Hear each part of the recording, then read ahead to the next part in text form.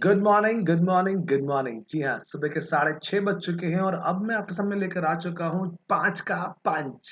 जल्दी से आइए 5 के पंच में देखते हैं कि आज 22 तारीख को आपके लिए कौन-सी टॉप 5 न्यूज़ छुपी हुई हैं। तो सबसे पहले मैं संचित आपका बहुत ज़्यादा क्या कहते हैं ना कि वेलकम करता हूँ। Welcome to Zamopedia plus where exam phobia ends. तो जल्दी से आइए एस्पिरेंट्स समझते हैं कि आज है क्या? तो भाई आज है 5 का पंच में 22 तारीख। जी हाँ, 22 तारीख को आज हम 5 का पंच लेकर आ रहे हैं। Top 5 news with analysis and MCQ. जल्दी से देखते हैं अपनी पहली न्यूज़ कौन-सी है। तो भाई अपनी पहली न्यूज़ है आपका कि थोड़ी-सी आपका कहते हैं दुखद न्यूज़ है। वो दुखद न्यूज़ किसकी है कि आप यहाँ पे देख पा रहे हो कि जो गवर्नर जी हैं, जी हाँ, जो गवर्नर हैं अपने एमपी के लालजी टंडन, उनकी डेथ हो चुकी है। तो हम लोग कहते हैं MP governor Lalji Tandon mortal remains consigned to frames that is सांसद राज्यपाल लालजी टंडन के नश्वर अवशेष आग की लपटों के हवाले कर दिए गए। मतलब अगर आप समझें तो लालजी टंडन जी का ये पार्थिव शरीर है, वो लखनऊ में आप कहते हैं ना उनकी डेथ हो गई, 85 ईयर्स के थे और यहाँ पर उन्होंने अपनी लखनऊ में उन्होंने अपनी आखिरी सांसें दी। तो समझते थोड़ा डिटेल में आपका लालजी लालजी टंडन जी के बारे में कि ये आपका एक वार्ड काउंसलर थे बेसिकली।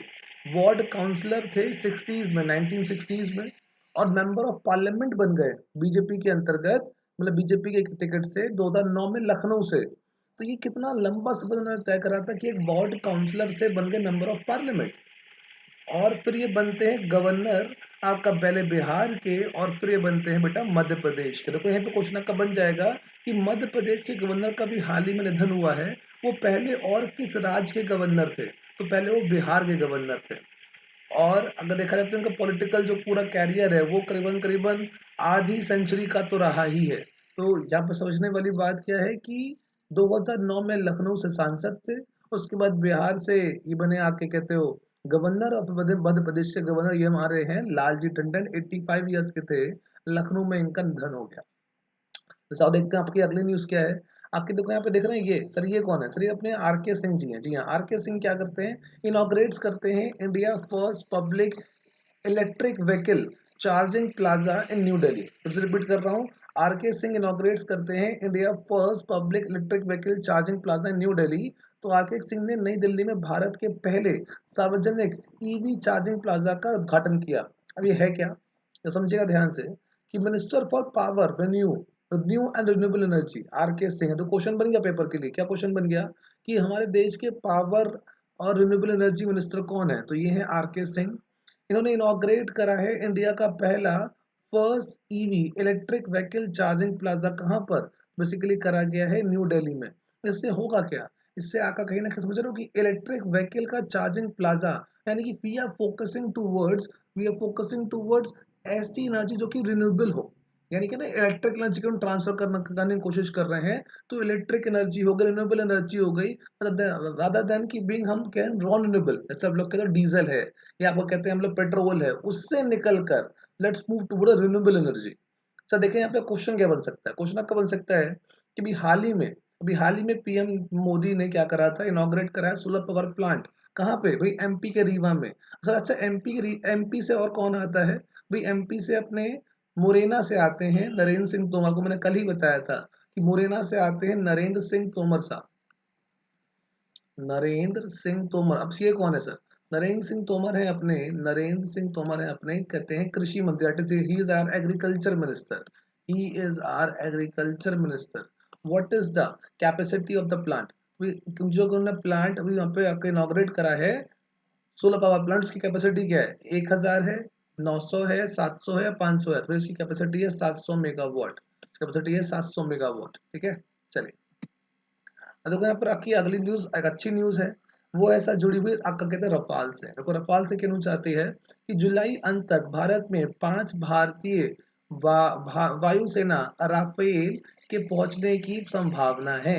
ये ऐसा होता है संभावना है लगता है सर ट्रेन में चल रहा है। देखो राफेल की बात करें यहाँ पर, देखो राफेल आपको पता है कि सर ये बहुत ही इम्पोर्टेंट इंडिया के लिए सौदा हुआ था। कितने राफेल का सौदा हुआ था सर? 36 राफेल का सौदा हुआ था। किस कंट्री के साथ हुआ था? उसमें फ्रेंच जो है ना फ्रांस है, वहाँ उसके साथ हुआ था। FRANCE फ्रांस का सौदा हुआ था और एक तो पहले ही आ चुका है। तो एक आ चुका है, लेकिन अब 5 आने का मतलब बैचेस में आएँगे ना, तो अब 5 आने की बात हो रही है। तो जो एक आया था वो कब आया था? भाई वो दशहरे के टाइम पर आया था। जो एक आया था ना वो मेरे भाई वो दशहरे के टाइम पर आपको याद होगा कि गो कहते हैं हमने नारियल फोड़ा था, याद है? तो उस तो कंट्रोवर्सी हुई थी नारियल क्यों फोड़ा? तो वही चीज़ है। तो इंडियन एयर फोर्स ने कहा है कि हो सकता है जुलाई 29 तक अंबाला के जो अपना एयर फोर्स स्टेशन है, वहाँ पर हमारे वो 5 आपका कहते हो एयरक्राफ्ट हमको मिल जाएँ। तो जल्दी से समझते हैं यहाँ पर कि जो फ्रेंच मेड आपका राफेल एयरक्राफ्ट हैं वो इतने बेनिफिट क्यों है हमारे लिए उनसे, क्योंकि वो high precision medium multi role combat aircraft हैं। ये इंपॉर्टेंट है आपके लिए कि high precision medium multi role combat aircraft हैं। This is set to be one of the most modern fourth generation aircraft है। और आपका Rafale fighter jet has the capability to carry up to 6 air to air missile and 6 specialist bomb. और question बन सकता है कि कितनी missiles, तो भैया 6, और कितने बॉम्ब्स, तो भैया 6। तो 6 बॉम्ब और 6 मिसाइल अपने साथ लेके जाने का ये कैपेसिटी रखते हैं। ये है अपने राफेल यानी फोर्थ जनरेशन आका कहते हो। ये क्या कहते हैं आपके एयरक्राफ्ट है। अगर हमारे पास ये एयरक्राफ्ट होते तो जो पाकिस्तान में हमने एयर स्ट्राइक करी है, ठीक है ना, मिग 21 से, वो हम उससे ना करके हम इससे कर रहे होते। ठीक है, चलिए। अब देखो यहाँ पे क्वेश्चन क्या बन सकता है कि Rafale fighter plane will be made by which French company. भैया विल कौन सी फ्रेंच कंपनी इसको बना रही है? तो भाई इसका सिंपल आंसर होता है डसॉल्ट। जी हाँ, डसॉल्ट इज अ कंपनी जो इसको बना रही है। कितने बनाएगी? 36 बनाएगी। तो एक आ चुका है, 5 आने वाले हैं। देखो जल्दी से देखते हैं अगली न्यूज़ क्या है। ये आपको दिख रहा है सर? ये बेसिकली यहाँ पर क्या हो रहा है कि इंडियन नेवी अंडरटेक कर रही है passing exercise with US navy in Indian Ocean region. मतलब कि इंडियन नेवी और यूएस नेवी आपस में कोई एक्सरसाइज कर रही हैं। अब से उसका नाम रखा गया पासिंग एक्सरसाइज। अब सवाल ये है कि सबसे पहले तो ये एक्सरसाइज होती क्या है। तो सब देखते हैं कि पासिंग एक्सरसाइज क्या होती है। तो passing exercise that is PASSEX in US Navy terminology is an exercise done between two navies. सुना ध्यान से, done between two navies to ensure that the navies are able to communicate and cooperate in times of war or humanitarian relief। यानी Indian ocean में हम US के संग जब exercise करते हैं तो उसका मैसेज जाता है चाइना तक कि देखो इंडिया और यूएस दोस्ती दिखा रहे हैं। और कहाँ दिखा रहे हैं सर? इंडियन ओशन में दिखा रहे हैं। तो उसका मैं नाम दिया गया है पैसेक्स। याद रखिएगा सर, यहाँ पे जो आपका शिप है उसका नाम है US Nimitz, NIMITZ। US Nimitz ये वो यूएस की शिप है जिसके साथ ये एक्सरसाइज आप कर पा रहे हैं। यूएस क्या कि एक साथ आप एक्सरसाइज करो पैसेक्स, तो हम शिप कौन सी है? उसका नाम है आपका यूएस निमिट्स। ठीक है, चलिए। अब सवाल ये है कि यूएस नेवी कंडक्ट कर रही है पैसिव एक्सरसाइज इंडिया के साथ। तो सर वो कहाँ कर रही है? हमने कहा इंडियन ओशन में कर रही है, पर ओशन में भी कहाँ पर? तो इसका सिंपल आंसर है अंडमान निकोबार आइलैंड्स में कर रही है। याद रखिएगा। तो अगर बात करूँ अंडमान निकोबार आइलैंड्स की, तो याद रखना कि आपका महात्मा गांधी नेशनल पार्क कहाँ पर है सर? यहीं पर है। याद रखना। अच्छा कि अगर अंडमान निकोबार की अगर बात करी जाए तो रानी झांसी नेशनल पार्क कहाँ पर है? वो यहीं पर है। ठीक है, पूरी कहते हैं ना कि जो आपकी लिस्ट होती है कि कितने नेशनल पार्क कहाँ पर है, उस पूरी लिस्ट को मैंने आपको बेसिकली यहाँ पढ़ाया है इसी प्लेटफॉर्म पर। मैं उसको आपको डिस्क्रिप्शन बॉक्स में नीचे प्रोवाइड करा दूंगा और ऊपर आई बटन पे लगा दूंगा। नेशनल पार्क का आपको याद करने हैं ट्रिक्स के साथ। मैंने इसी प्लेटफॉर्म पे आपके 4 वीडियो बनाए हैं। उसकी पूरी प्रॉपर एक प्लेलिस्ट बनी हुई है, जरूर से उसको देखिएगा। चलिए, अब देखो आपकी अगली न्यूज़ क्या है सर? वो आपकी आती है ह्यूमन ट्रायल्स ऑफ कोवैक्सिन और फॉर कोविड-19 बिगेन इन एम्स दिल्ली। बहुत अच्छी बात है ये कि कोविड-19 के लिए कोवैक्सिन के मानव परीक्षण दिल्ली के एम्स में शुरू होते हैं।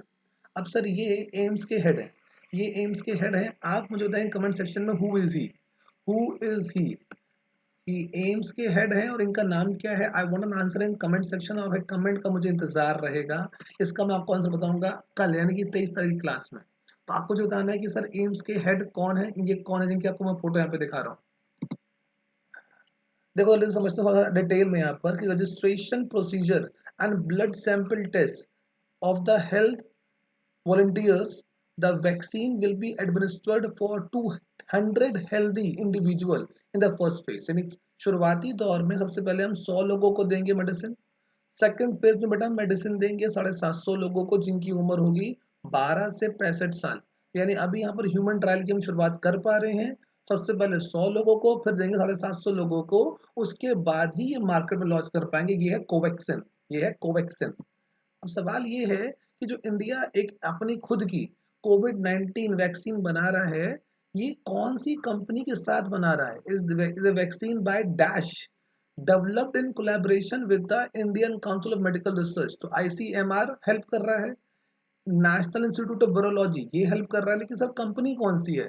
भाई कंपनी का जवाब अगर देखोगे, सिंपल एक आंसर आएगा, भारत बायोटेक। जी हाँ, Bharat biotech plus ICMR, Bharat biotech plus ICMR, और प्लस अगर बात करी जाए तो नेशनल इंस्टीट्यूट ऑफ वायरोलॉजी, ये तीनों लोग मिलकर बना रहे हैं अपना कोवैक्सिन, जो अभी आपका ह्यूमन ट्रायल के लिए जाएगी। तो भाई ये थी अपनी आज की टॉप 5 न्यूज। आप होपिंगली आपको अच्छी लगी होंगी। अगर अच्छी लगी हैं तो भाई शेयर करिए, लाइक करिए, और कुछ खराब लगा है, कुछ समझ में नहीं आया तो आप पहले मुझसे पूछिए। टेलीग्राम चैनल है हमारा एग्जामोपीडिया प्लस, नहीं ज्वाइन करा है तो ज्वाइन अब तक कर, फटाफट कर लीजिए। लिंक आपको मिलेगा डिस्क्रिप्शन में। ये आप जाकर सिर्फ इतना लिख भी दोगे एग्जामोपीडिया प्लस टेलीग्राम के ऊपर, आपको चैनल का लिंक आ जाएगा, तो ज्वाइन कर लीजिए जल्दी से। और भाई आज शाम को 6:30 बजे, जी हाँ शाम को 4:30 बजे क्लास है, important app pass for independence. कल क्लास नहीं हो पाई थी ना, तो आज ताबड़तोड़ क्लास करेंगे। पार्ट 2, पार्ट 1 करा चुका हूँ परसों, और कल क्लास नहीं हो पाई थी। तो जरा ध्यान से देखिएगा कि यार इतिहास अगर आपको इंटरेस्ट है, इतिहास अगर आपका सब्जेक्ट है, इतिहास अगर आप पढ़ना चाहते हैं, तो भाई इस क्लास को जरूर देखिए। 4:30 बजे इसी चैनल पर आएगी, जहाँ पर आपको ये पता चलेगा कि कौन कौन से अधिनियम थे, charter act and government of India act, उसका मतलब क्या था, जो कि आप शायद अभी तक ना जानते हो। और आप सब मुझसे मुलाकात करने वाले हैं अनअकैडमी के प्लेटफॉर्म पर 26 तारीख को। अगर आपको जुलाई के महीने की सर न्यूज़ पढ़नी है, तो सर 2 घंटा, जी हाँ 2 घंटा 75 से ज़्यादा क्वेश्चन में आपको मैं कराने वाला हूँ एमसीक्यू के फॉर्मेट में। तो आपको सर कुछ नहीं करना है, अनअकैडमी की ऐप को डाउनलोड करना है, मुझसे मुलाकात करेंगे 26 तारीख को रात के 8 बजे, और 2 घंटे क्लास चलेगी। 75 से ज़्यादा हम लोग क्वेश्चन करने वाले हैं, पूरा जुलाई कवर करेंगे, ये सब कुछ आपके लिए फ्री है। और अनअकैडमी में सर आप कैसे मेरे को ढूंढोगे, मेरा नाम है संचित खन्ना। तो मेरे को 550 लोग अभी फॉलो कर रहे हैं, आप भी मुझे फॉलो कर सकते हो। फॉलो करोगे तो फायदा ये होगा, आपके पास नोटिफिकेशन आ जाएगा मेरे भाई। तो do join me on Examopedia plus. और सब्सक्रिप्शन अगर लेना है अनअकैडमी का, तो मेरा ये जो कोड है इसको अप्लाई कर दीजिएगा। कॉइन्स आपके पास होते हैं, कॉइन्स को बेसिकली यहाँ पे कहते हैं ना, कॉइन्स को भी इस्तेमाल करिएगा। तो जब आप कॉइन्स को इस्तेमाल करोगे, मेरे कोड को इस्तेमाल करोगे, तो आपको 20% तक का डिस्काउंट मिल जाएगा। अब अगर समझ में नहीं आ रहा हो कि सर ये कॉइन्स और कोड कैसे इस्तेमाल होना है, तो भैया मेरे को फटाफट क्या देना, टेलीग्राम, आपको उसका जवाब दे दूंगा कैसे इस्तेमाल होना है। चलिए सर आज क्लास यहीं तक रखते हैं। Thank you for watching, thanks a lot, bye bye. और फटाफट जल्दी से आ जाओ, 7 बज रहे हैं, कहाँ पर, अनअकैडमी में हमारी क्लास शुरू होने वाली है। करंट अफेयर्स की एमसीक्यू लगाने हैं, 20 एमसीक्यू लगाने हैं, ताबड़तोड़ बैटिंग करनी है। See you on Unacademy at 7। Thank you, bye.